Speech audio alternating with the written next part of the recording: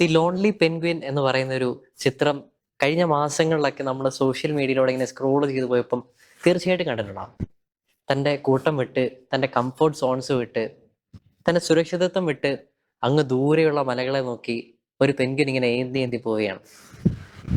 2007 Werner Herzog എന്ന് പറയുന്ന മനുഷ്യൻ the encounters at the ends of the world എന്ന് പറയുന്ന അദ്ദേഹത്തിന്റെ ഡോക്യുമെന്ററി ചിത്രീകരിക്കുന്നതിനിടയിൽ അദ്ദേഹത്തിന്റെ ക്യാമറയുടെ ഫ്രെയിമിൽ വന്ന് പതിഞ്ഞ ഒരു രംഗമാണത്. അന്ന് അദ്ദേഹത്തിന്റെ കൂടെ ഉണ്ടായിരുന്ന സയന്റിസ്റ്റുകളൊക്കെ പറഞ്ഞൊരു കാര്യമുണ്ട്. What ever may be it, the penguin has opted four A certain death. തീർച്ചയായിട്ടും ഈ പെൻഗ്വിൻ തിരഞ്ഞെടുത്തിരിക്കുന്നത് മരണത്തെയാണ്. സ്നേഹം നിറഞ്ഞവരെ, ഇന്ന് നമ്മളെല്ലാവരും ഓശാന തിരുനാൾ ആഘോഷിക്കുകയാണ്. ഗോഡ് സേവ് us നൗ, ഞങ്ങളെ ഇപ്പോൾ തന്നെ രക്ഷിക്കണമേ എന്നാണ് ഓശാന എന്ന വാക്കിന്റെ അർത്ഥം. യേശുവിന്റെ കാലത്തും ഇന്ന് AI കാലത്തും അന്നും ഇന്നും ഗതികെട്ടുപോയ, പിടിവള്ളി അറ്റുപോയ മനുഷ്യന്റെ ഒരേ പ്രാർത്ഥനയാണ് ഓശാന എന്ന് പറയുന്നത്. ലക്ഷ്യമെത്തി പിടിക്കാൻ വേണ്ടിയിട്ട് മരണത്തെ ചൂസ് ചെയ്ത ഈ പെൻഗ്വിന്റെ കാര്യം പറഞ്ഞതുപോലെ ബഥാനിയയിൽ നിന്ന് ഒലിവ് മലകളെ പിന്നിട്ട് കെദ്രോൺ താഴ്വാരം കടന്നാണ് ഈശോ ജെറുസലേമിലേക്ക് പ്രവേശിക്കുക. ഇവിടെ കെദ്രോൺ എന്ന് പറയുന്നത് ഒരു സൂചനയാണ്. അന്ന് പെസഹായിക്ക് ബലിയർപ്പിക്കപ്പെട്ടിരുന്ന ആടുകളുടെ രക്തം ഒഴുക്കിയിരുന്നത് ഈ കെദ്രോൺ അരുവിയിലൂടെയാണ്. അപ്പോൾ കെദ്രോൺ ഈശോ കടക്കുക എന്ന് പറയുമ്പോൾ അത് സൂചിപ്പിക്കുന്നത് അവൻ അവൻ്റെ പീഡാനുഭവങ്ങളിലേക്ക് കടക്കുന്നുവെന്നാണ്.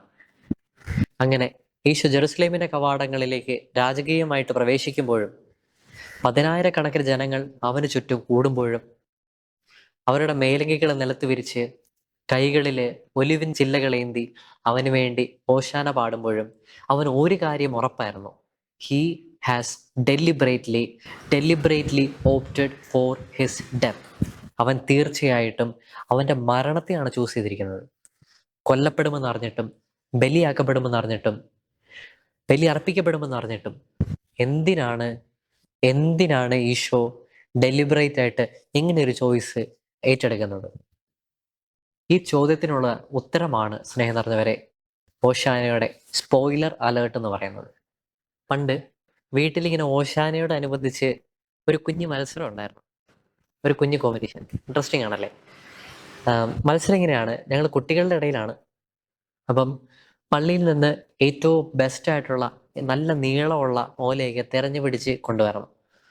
അപ്പോൾ അച്ഛനോട് ചോദിച്ച്, അച്ഛാ ആ ഓല വേണം, ഈ ഓല വേണം എന്നൊക്കെ പറഞ്ഞ് പ്രത്യേകം ചില ഓലകളൊക്കെ ഇങ്ങനെ മേടിച്ചുകൊണ്ട് വരും. അങ്ങനെ മേടിച്ചുകൊണ്ട് വരുന്ന ഓലകളൊക്കെ ഞങ്ങൾ കുട്ടികൾ വല്യപ്പന് മുന്നിൽ കൊണ്ടായിട്ട് നിരത്തി വെക്കും.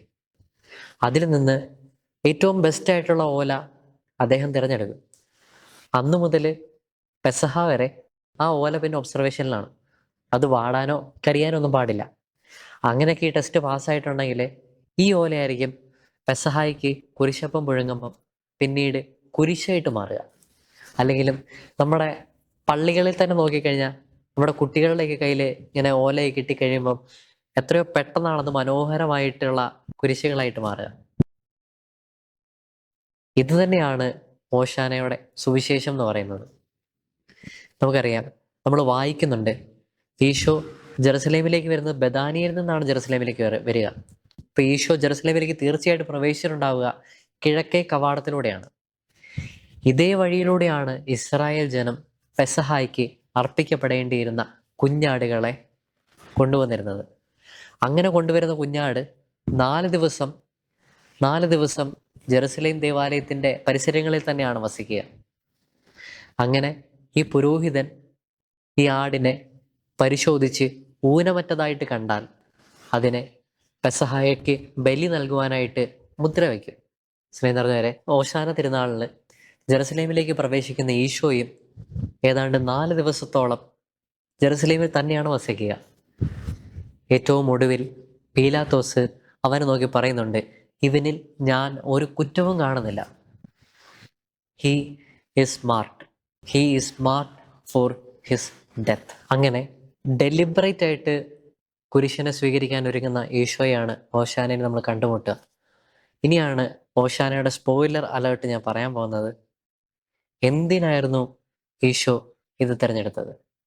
അതിനുള്ള ഉത്തരം നമ്മൾ ഏശയ്യാ പ്രവചനം 53-ാം അധ്യായം 5-ാം വാക്യം ചേർത്ത് വെച്ച് വായിക്കണം. നമ്മുടെ അതിക്രമങ്ങൾക്ക് വേണ്ടി അവൻ മുറിവേൽപ്പിക്കപ്പെട്ടു. നമ്മുടെ അകൃത്യങ്ങൾക്ക് വേണ്ടി അവൻ ക്ഷതമേൽപ്പിക്കപ്പെട്ടു. അവൻ്റെ മേലുള്ള ശിക്ഷ നമുക്ക് രക്ഷ നൽകി. അവൻ്റെ ക്ഷതങ്ങളാൽ നാം സൗഖ്യം പ്രാപിച്ചു.